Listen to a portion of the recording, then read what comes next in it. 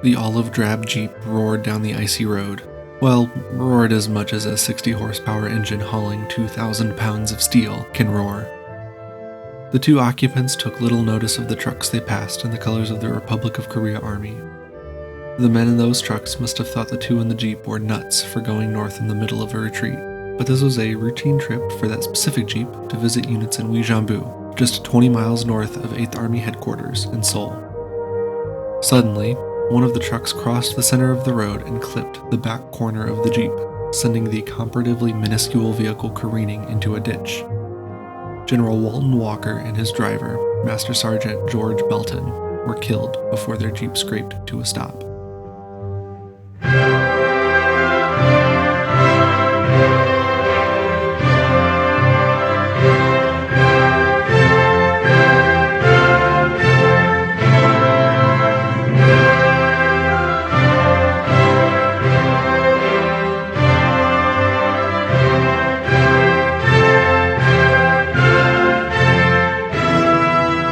Hello, and welcome to Coming Together, Coming Apart, Episode 24, 38 Down. I realized shortly after last week's episode published that I never actually wished you a happy Thanksgiving, even though I started the episode talking about Thanksgiving for the UN soldiers in Korea. I hope everyone had a wonderful and safe holiday if you celebrated, and if you didn't, I hope you had a good week nonetheless and can take just a moment to express your gratitude to someone or something in your life. As a reminder, my fundraiser for Urban Gateways is still running, and we're still quite a ways away from the goal. Every dollar you donate goes directly to helping Chicago area youth connect with the arts.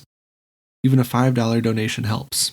If you'd like to donate, please follow the link in the episode description, or you can just go to donate.urbangateways.org/Trevor Owens. Now, on to our episode. Christmas Day in 1950 was as cold a day as any other in Korea. In the weeks leading up to this somewhat arbitrary milestone of December 25th, General Walton Walker had withdrawn the 8th Army down the western half of the peninsula to a front line north of Seoul, right about on the 38th parallel. This was after initially planning on delaying at two target lines in North Korea, lines A and B, that Walker decided could not be held by UN forces. Two more lines, C and D, were also designated south of Seoul, with Line C just below the capital on the south side of the Han and Line D much further south, leaving even Suwon to the Chinese, if push came to shove. On the 23rd, Walker began preliminary preparations to abandon Seoul, withdrawing his army headquarters to Daegu on the old Busan perimeter. That move shows just how far Walker thought his army would have to withdraw before they could stop the Chinese offensive. Supply dumps were moved from Incheon and Seoul southward, and units were reassigned from reserve positions to Line C. Walker thought these preparations were reasonably prudent given the collapse of the Republic of Korea Army early in the war and the dangers of making river crossings under duress. Alas, he would not live long enough to see his defensive plans through to completion, dying on December 23rd in the Jeep crash you heard about at the top of the episode. Upon receiving news of General Walker's death, Douglas MacArthur phoned Washington, D.C. requesting a replacement. Specifically, MacArthur requested Lieutenant General Matthew Ridgway. Like most other generals in the U.S. Army in 1950, Ridgway joined the Army during the Great War and was commissioned as an officer in 1917. He did not experience combat, though, until the Second World War, where he took part in commanding the airborne portions of the Allied invasions of Sicily, mainland Italy, and Normandy, as well as the defensive efforts of the Battle of the Bulge. After the war, Ridgway bounced around various occupation commands before landing in the office of the Army Chief of Staff as a deputy chief to Lawton Collins, who we briefly met last week on his visit to Korea. From that office is where Ridgway would depart to fly to Tokyo on Christmas Eve 1950.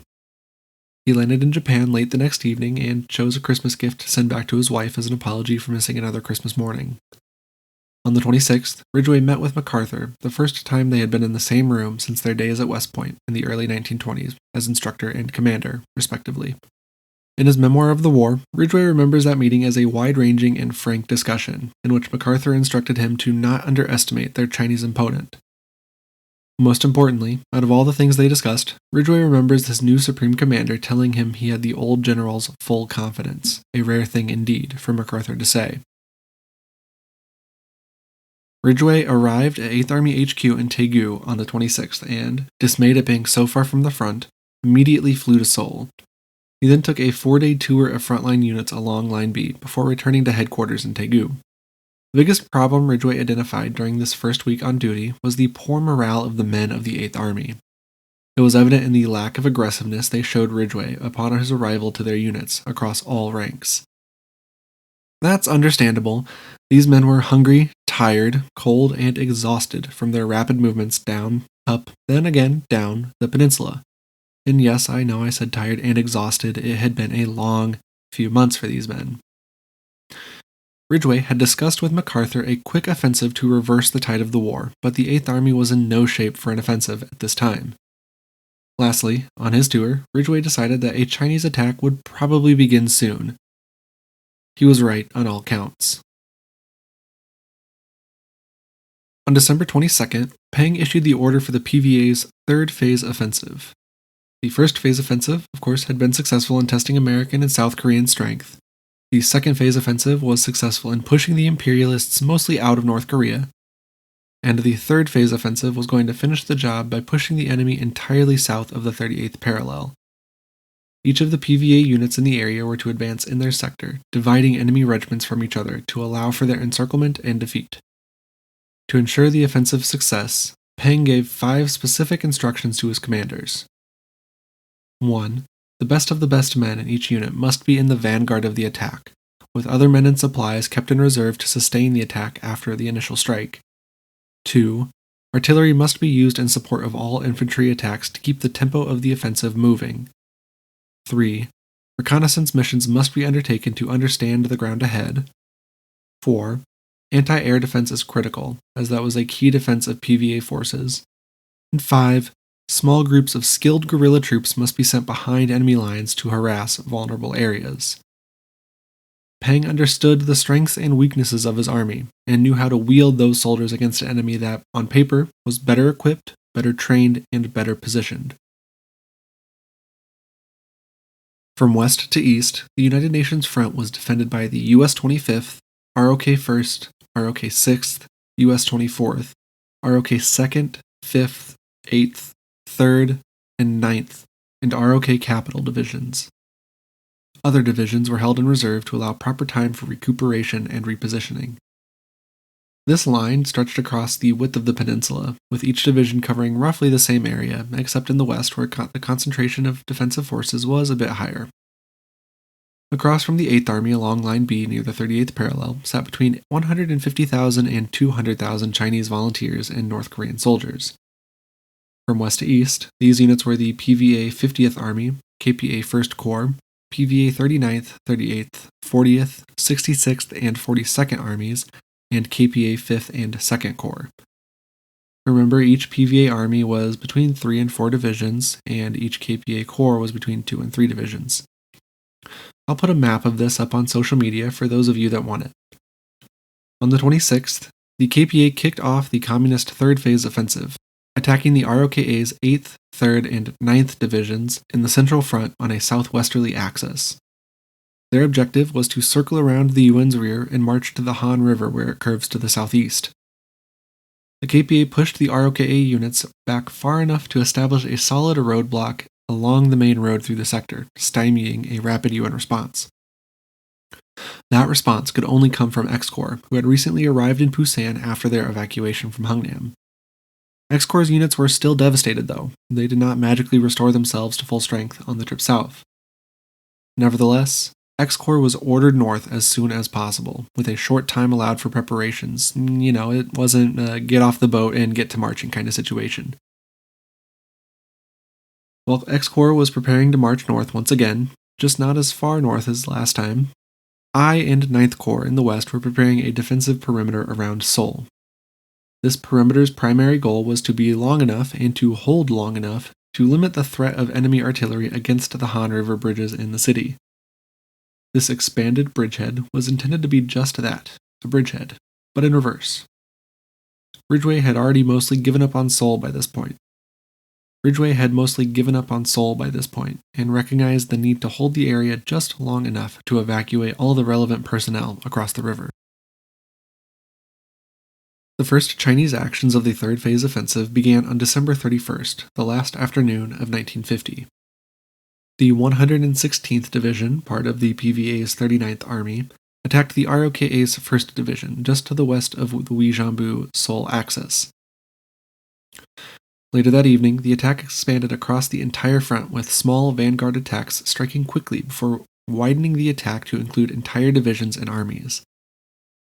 The main thrust of the offensive was in the west, towards Seoul, but the comparatively smaller attacks to the east of the front immediately above Seoul, in the center of the peninsula, served the important purpose of surrounding UN forces and cutting off the main avenue of escape to Busan.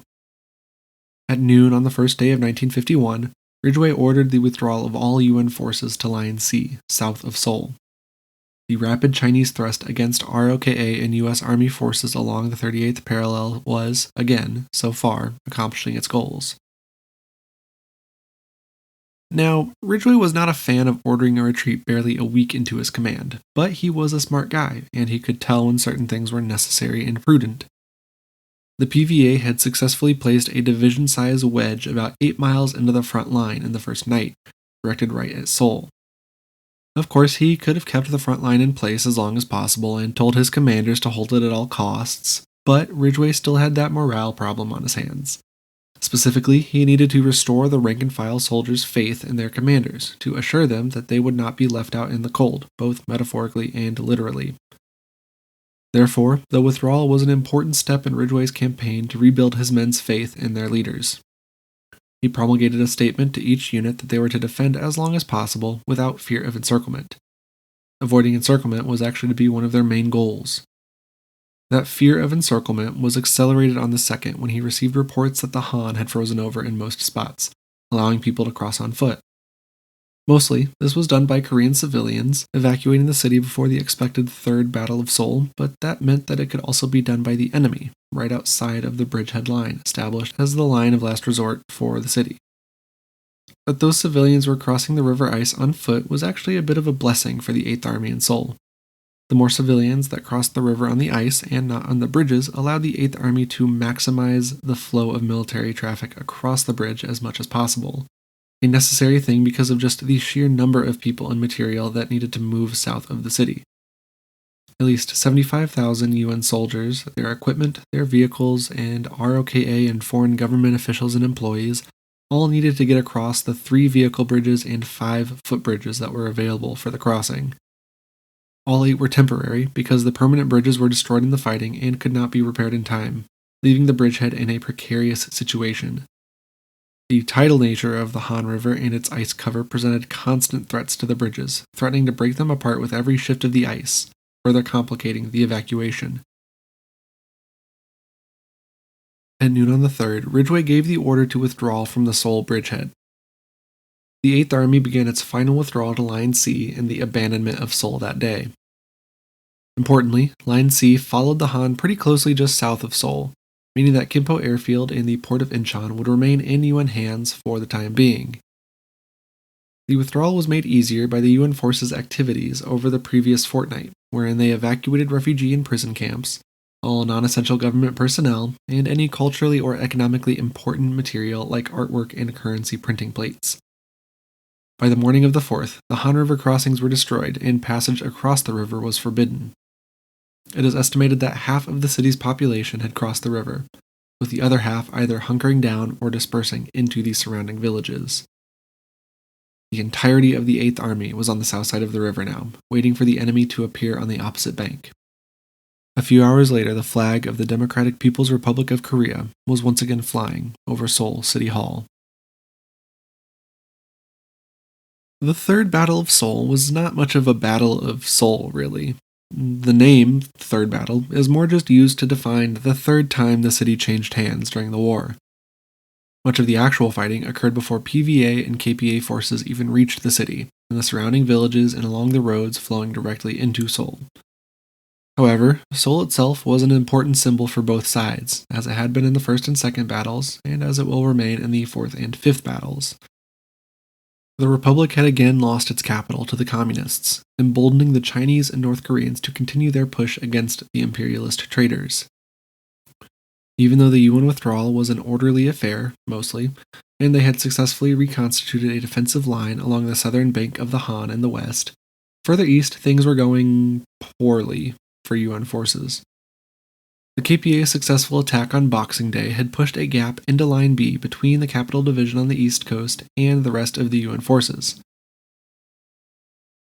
Billy Mossman writes that an estimated 70,000 KPA soldiers were now driving into this gap, with free movement available behind Line C if UN forces did not move further south to Line D. That withdrawal began on the 4th of January. The same day Seoul was once again lost, with the first units falling back to intermediate positions in front of the supply stores that were previously moved from north of the Han just a week prior. On the 5th, Kimpo Airfield and the port of Incheon were partially destroyed by Army engineers, rendering them useless. It did not escape the attention of those in charge of the demolitions that the U.S. Navy totally controlled the waters around Korea, and the U.S. Air Force controlled the skies over South Korea, rendering communist use of both Kimpo and Incheon difficult at best. A slight delay in moving the supply store in Suwon south, caused by the glut of refugees in that city's rail yard, was rectified by the 6th, and the UN withdrawal to Line D was complete by the 7th. Roughly speaking, Line D stretched from Pyeongtaek, 40 miles south of Seoul on the west coast, east to Wonju in the center of the front, then further east to Samcheok on the east coast. All told, this 110-mile-long front, it was hoped, would be the furthest south the United Nations forces would have to go in 1951. The battle that would decide if those hopes were to be true began on January 7th at Wonju. When Ridgway redrew the eastern half of Line D on January 5th, he moved the front south by about 40 miles on the east coast, pivoting the line from Wonju. But because the ROKA forces in the area were in such disarray after that initial KPA attack at the end of December, they could not quickly reform the line, getting caught up in smaller engagements as they withdrew. That gap between the East Coast and Wonju was a dangerous thing, considering the skill the PVA and KPA had previously shown in quickly traversing mountainous regions on the peninsula. Through that gap, the KPA's 2nd and 5th Corps planned two connected offensive efforts. The 2nd Corps would move south through the mountains, away from the roads, and avoid confrontation to maximize both the depth of their maneuver and their element of surprise. Once behind the UN lines, they would attack Wonju, Checheon, Tanyang, and Taegu, cutting off a major set of supply and communications crossroads between Busan and the UN front line. The 5th Corps was set to attack the ROKA divisions in the area full on, and handle their reinforcing divisions from X Corps, with the offensive focused specifically on Wonju. Now, Wonju's an interesting spot in Korean geography. It's nearly equidistant from each coast and just 55 miles southeast of Seoul, more east than south. The town itself sits in a natural bowl, surrounded by hills on all sides. At the time, this bowl formed a salient in the UN front line, bulging out and surrounded on three sides by communist forces. Specifically, the UN forces at Wonju were surrounded by 6 KPA divisions, with the 6th and 27th chosen for a frontal attack, and the 2nd, 9th, 10th, and 12th positioned around Wonju to cut off the town from further reinforcement. After the initial KPA infiltration and attack, in which KPA soldiers disguised themselves among refugees and struck at rear basing areas around Wonju before a general attack, the U.S. 2nd Infantry Division had no choice but to withdraw from the town before the end of the day. With General Ned Almond's permission, the commanding general of the 2nd Division withdrew his men out of town, then took it a step further than his orders and withdrew to a point 4 miles southwest of Wonju. Almond wasn't a big fan of his generals not following his orders, which I wonder where he picked up that habit, so he ordered the 2nd to retake Wonju the next morning. The battalion that was sent to do that job on the 8th bumped into what Mossman describes as a beehive of North Koreans about 2 miles south of town, who quickly flanked the Americans on both sides, forcing the Americans to withdraw again. Almond ordered a second effort for the 9th, which also ended after the advancing battalions ran into resistance in the hills around Wonju. And the same thing happened on the 10th, but this time it was extra cold and extra windy. And that caused the Americans to switch from an offensive posture to a defensive posture a few miles south of town. When the weather cleared on the 11th, the American defensive effort paid off, stopping every attack the KPA threw at them south of Wonju. They were helped by some serious air support, including ground attack overflights and heavy bombing runs on Wonju itself. Most importantly, the line held, and Wonju would be retaken after nearly 2 weeks of fighting against the enemy and the cold on January 20th. Mostly, the line held at Wonju because the North Korean and Chinese attackers were just plain exhausted, of body and of supplies. On January 8th, Peng Dehuai ordered an end to the third phase offensive and a withdrawal across the front back towards the 38th parallel. Smaller guard units were left behind, but the bulk of communist forces were allowed to evacuate non-combat areas to rest, recuperate, and resupply. The third phase offensive was successful, but it had exacted an excessive cost on communist forces.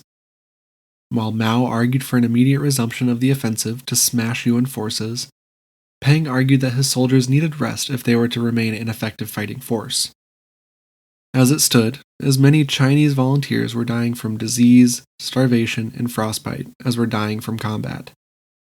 He also was worried that a second Incheon-type landing would trap the bulk of his forces south of Seoul, and he wanted to limit the threat of that possibility. The withdrawal of communist forces was discovered by UN forces through various operations involving regiment and battalion-sized units driving north to reconnoiter what was essentially a less dangerous no-man's land between the effective front lines. Those reconnaissance forces met enough resistance to give UN command pause on ordering an immediate offensive of their own.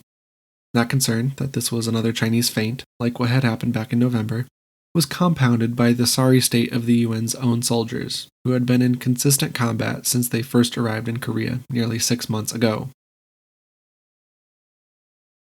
As the battles in Wonju and elsewhere were developing, MacArthur was locked in a tense conversation over telegram with the Joint Chiefs in Washington. MacArthur's faith in his commanders and in his soldiers was still strong, but their rapid withdrawal had the Joint Chiefs worried about their ability to maintain a cohesive front line in Korea. Furthermore, the Joint Chiefs weren't even sure that Korea was a good place to fight a major war. The Chinese entrance into the war raised concerns that the Soviets were preparing to enter the war as well, or worse, were prompting the Chinese intervention in Korea to further tie up American resources in Northeast Asia to limit the American capabilities to respond in Europe.